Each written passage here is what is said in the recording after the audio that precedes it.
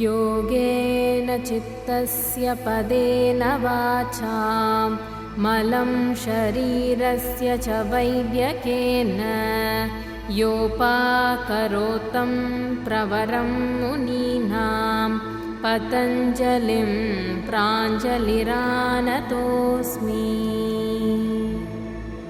आबाहुपुरुषाकारं शङ्खचक्रासिधारिणं सहस्रशिरसं श्वेतं प्रणमामि पतञ्जलिम्।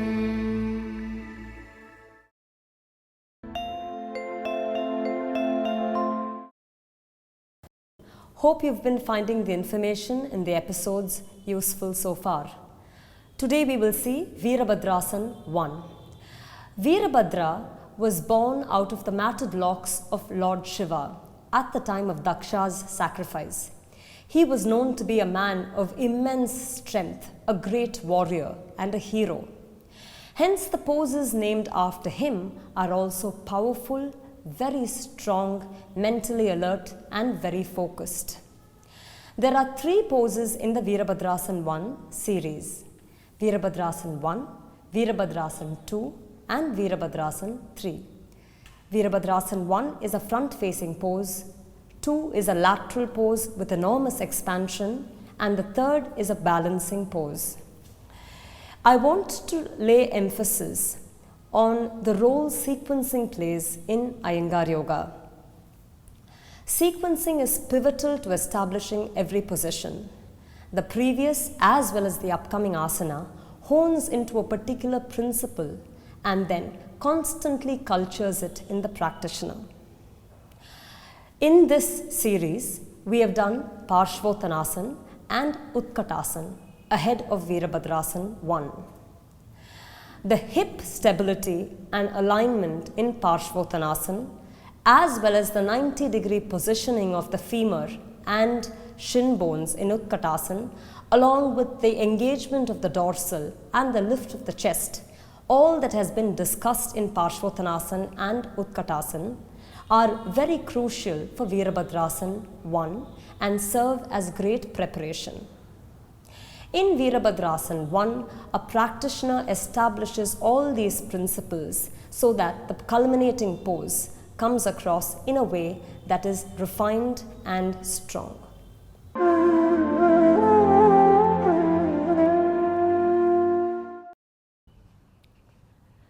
This is Veerabadhrasana 1. Now we will see the parts of the body that are relevant for Veerabadhrasana 1. Starting from the front top of the body, from the center notch of the throat to the very sides, stretching from the middle notch all the way towards the edges of the shoulder is the clavicle or the collarbone. This must always be kept stretched center to side, never to collapse or shrink. From there, the bone connecting the 2 sides of the rib cage between the breast is the sternum. From the soft point at the base of the sternum all the way towards the notch of the throat, the sternum must be tall and lifted. Moving to the side, hands stretched to the side. From the outer edge of the armpit, if I were to draw a line towards the outer hip, that would be the outer edge or the sides of the body. Here at the sides of the body, the last 2 ribs beyond which there is no rib, these 2 ribs are the floating ribs, again a marker that we need to know. Hands on the waist and turning to face the other way. At the back of the body, right at the base of the neck or the starting of the shoulder, all the way to the floating rib that we just mentioned is the back of the rib cage. The back of the rib cage must always be engaged from back to front in order to lift the chest. Moving down, as you can see, this is the buttock, that is the thigh. The portion where the thigh connects with the buttock, this line or crease as we call it, is the crease of the buttock. From the inner crease towards the outer crease is an important area to note. Again, inner to outer crease. In the heel pad, if I were to press into various areas of the heel pad, we must note a textural difference. Parts of the heel can be pressed well, which leads to a good bounce, but approximately around the center of the back heel is a more resistant area of the heel where we have the calcaneus or the heel bone. The outer edge of the foot, the side of the foot that connects to the little toe, the outer edge of the foot must be gripped almost in any standing pose. Turning to face in front, this is the arch of the foot. This bridge-like area is the arch of the foot. The arch of the foot is never collapsed. It should always be lifted sharply as if it has life. We are spending a lot of time standing in standing poses. The position of the foot, where we put weight, how we grip it, where and what the distribution of weight is very important. This arch of the foot, when it's lifted, the contact comes on the outer edge of the foot, something to be noted. Stepping with the other leg, there is the circumference of the heel. Within that, on the side of the outer ankle, on the side of the little toe, this patch of heel which falls on the side of the little toe or outer ankle is what we would refer to as the outer heel. Now we will come to what is called the root of the thigh. This is the thigh and it connects to the pelvis at the junction of the groin. We can think of it as the origin of the thigh. The thigh originates from the pelvis at this junction. This is the root of the thigh, very pertinent for Veerabadhrasana 1. These are the parts of the body that we must know for Veerabadhrasana 1.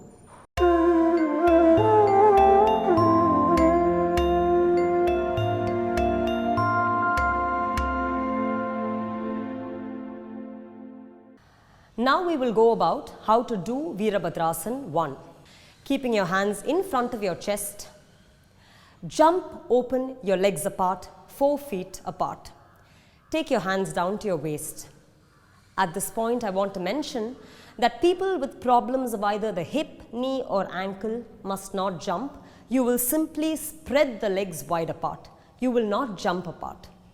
From there, keeping the hands on the waist, wide clavicles, rolling the shoulder back, the back ribs have to be sucked in towards the front ribs until the base sternum is contacted, then lifted from base to top. Keeping that action, knees back, thighs back, the femur bone will not protrude forward. The femur bone should be kept behind as if the entire leg was just one bone. If you project the femur bone forward, it breaks the alignment of the leg. From the socket, the femur bone, from the femur bone, the shin bone, and then to the heel bone, the calcaneus that we mentioned, all fall in one straight line.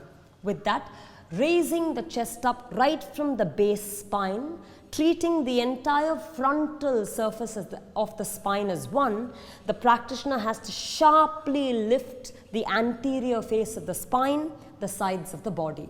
From there, you will have to completely turn the right leg out and then the left leg into a 60-degree position. This is where Parshvottanasana, the square hips of Parshvottanasana, will come. I'll quickly run you through that.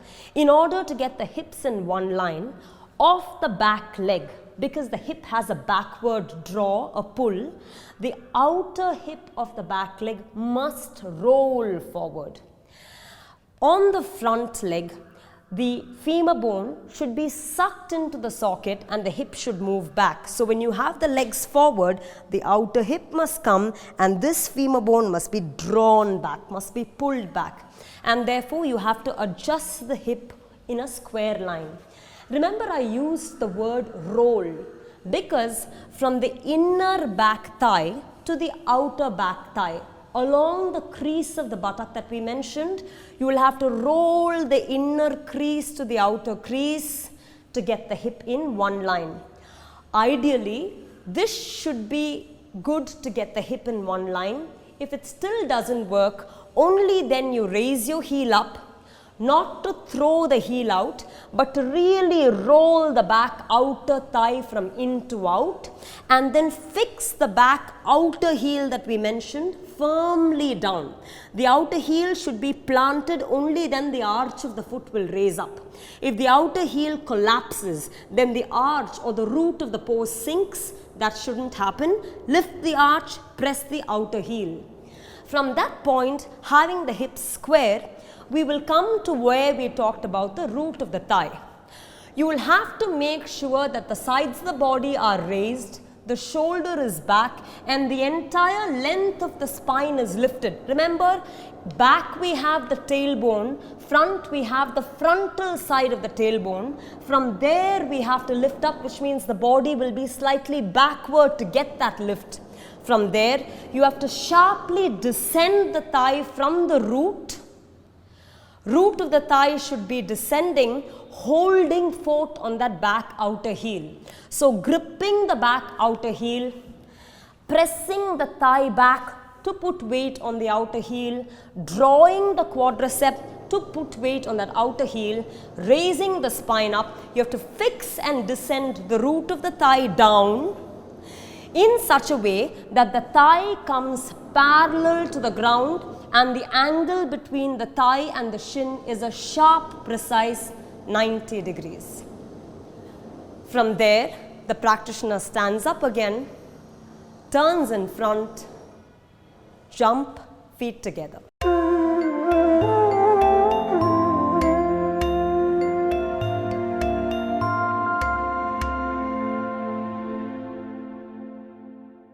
Now moving forward, to complete the pose, we proceed. You take your hands up towards the chest, jump, keep your legs apart, wide apart, around 4 feet apart. From there, keeping your hands in Vimanasana, we mentioned the collarbones, the sternum and the shape of the chest. The chest, because the hands are expanded, just like when a flower blooms, it's not just the petal, but the entire face expands. When the hands are to the side, right from the core of the chest, it all should expand. The rib cage should expand, the diaphragm should expand, the chest should expand, the collarbones should expand, and that expansion should be taken all the way until the fingertips. Maintaining that, we turn completely to the right side, keeping your hand in Vimanasana. The previous time that we did it, we aligned the hip where the hip came in one line. That should be brought here using the crease of the buttock, back of the thigh, heel if necessary, etc. With the chest wide and the spine anteriorly potently lifted. The lift should be lifeful, vibrant. With that, we take your hands up to Urdhvasthasana.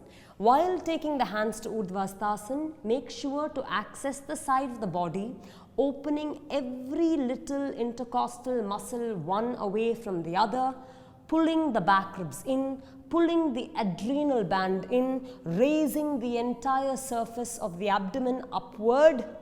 With that, think of the root of the thigh. Descend not from the knee but from the root of the thigh.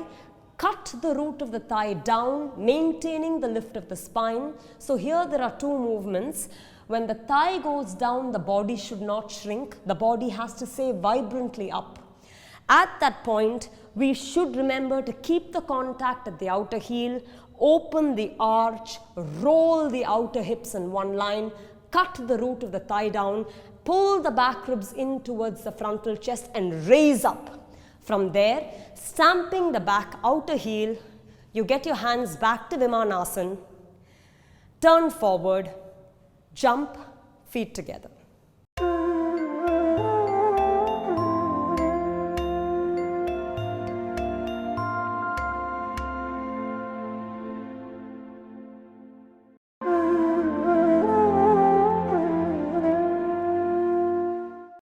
As I go down, I'm unable to keep my heel pressed to the ground. What can I do about that? We will take, this is called a quarter brick and it's half round, but if you're doing it at home, anything with a slightly raised incline is good. So keeping this, I would like you to place once again your heel bone here Foot mounds will be down on the ground. Foot pad, that is every toe's pad will be down on the ground. Heel alone will be up. And then you step forward, a large step. Yeah. Now again use the thigh, square your hip. Use the thigh to nicely cut into this heel. Heel should be pressed. For that the leg should be far back and then pressed. The thigh should press the foot far back and then the heel should be pressed. With that, maintaining this rooting, I'd like you to bend your front leg to a 90 degree. Shoulders back, anterior spine long. Here I'd really like you to press into a contact. The contact is not just from the heel, but the entire thigh must come behind to press this heel down. Now you see that there is a firm, unshaking contact of the heel. So there are three ways by which the heel level or the heel may be pressed down depending on the opening your heel or the condition your heel hinges are in. We now saw the first method where the heel is kept on a curved block. Here the heel is kept at a higher level, but using this high level, we first have to learn how to press the heel far back and down, making sure the prop supports the heel and the arch. Following this, we reduce the level to that of a plank. Again, using a plank, we push the heel far back and down, noting the significant reduction in height. Following this, we use a rolled mat where the heel again is pressed back and down. Gradually, we therefore learn to reduce the height step by step from the curved block to that of a plank and then to a rolled mat, and then we negate all these props and then put our heel straight on the ground as required for Veerabadhrasana 1.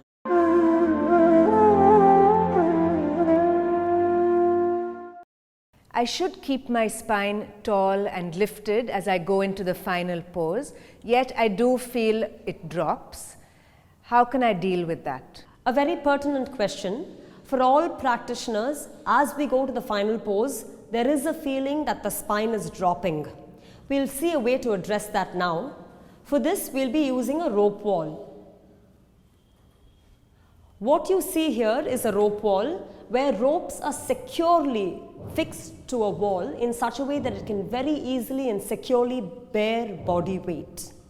Okay, I'd like you to stand with your back heel against the wall and take your hands up to hold a rope. One rope of this hook, one rope of that hook, shoulder width apart. If it's more convenient for you to use both hooks, that's fine, but one hook is good. From here, I'd like you to raise the sides of the body. Now, as far as the heel is concerned, there is the wall and there is the floor. There is the joint where the floor meets the wall. I'd like you to raise your heels up on the wall and then descend your heel down until your heel very surely hits that joint. It has to be wedged into that joint. It has to be placed in that joint. When that happens, I want you to place the heel down, press the heel bone down. At the same time, climb your hands up tall until your hand uncompromisingly provides a lift to the side body. The face of the spine should be bright, tall and long. Maintaining that, I'd like you to step forward, reserving the back leg on the joint. Step forward. As you go, try and keep the body towards the wall, gently releasing your hand, sliding it down the rope, but the body is still tending towards the wall. With that, further lift your hand up to hold the rope and give a good length to the spine. Now you see the face of the spine is strong and lifted. Keeping the face of the spine, hitting the back leg heel against the wall, I'd like you to lower your thighs, root of the thigh down.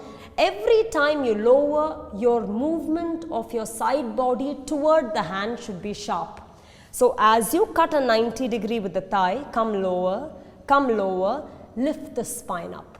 Come lower, lift the spine up. And you see, in order to access the spine, the head is not falling in front. The body is back, the head is back, shoulders are back, Back ribs move in front, so the weight of the trunk is not falling forward, it's lifted up towards the rope and more towards the rope wall.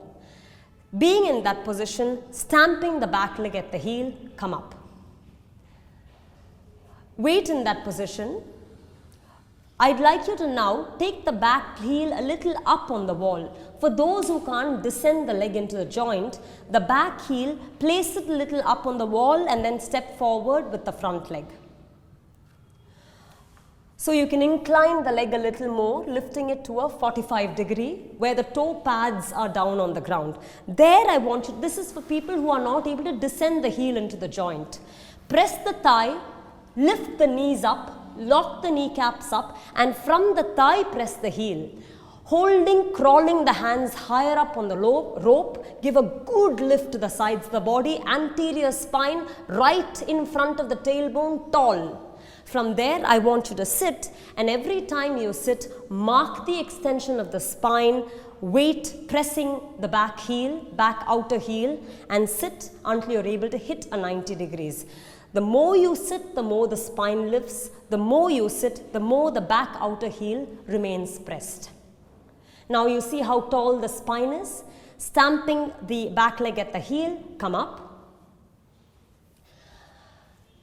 and then step back. So this is not a case where just one day of doing is going to solve it.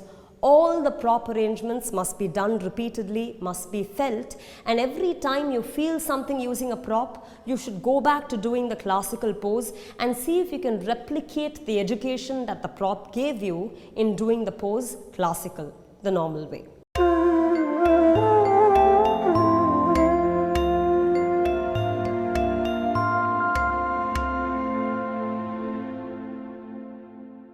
We now saw how to do Veerabadhrasana 1, both the classical posture as well as with props. In any asana, various parts of the body are accessed. An asana becomes one only when it touches every single cell, every single fragment of the body. For that, the mind must go to every single part where the asana is being touched, evoke it and make it participate in the asana. And therefore, the mind becomes one with the action, one with the body. This makes it movement in meditation or meditation in movement. That being said, in Veerabadhrasana 1, there are some pivotal movements that we focus on. Common movements are rotation, expansion, and elongation. These are base movements that are very important for general well-being. When a practitioner starts Veerabadhrasana 1, we go to Parshvottanasana. In Parshvottanasana, the hip is squared. To square the hip, we rotate the thighs. That rotation is a base movement which is generally important for joint mobility and lubrication. And then we go to Vimanasana, where the body is expanded, the chest is expanded, diaphragm is expanded, and this gives organic space. And then when we go to Urdhva the anterior spine fully elongates, giving a totality to all movement languages. In Veerabadhrasana 1, all the appendicular skeleton, the joints, namely the wrists, the elbows, the shoulder, the hip, the knee, the heel, all of it is used in participation and synchronization to make the pose. And therefore, every joint is mobilized, every ligament tendon is worked, the entire spine is built into the tallest, longest position possible. Veerabadhrasana 1 is a pose that creates immense mental alertness and fortitude.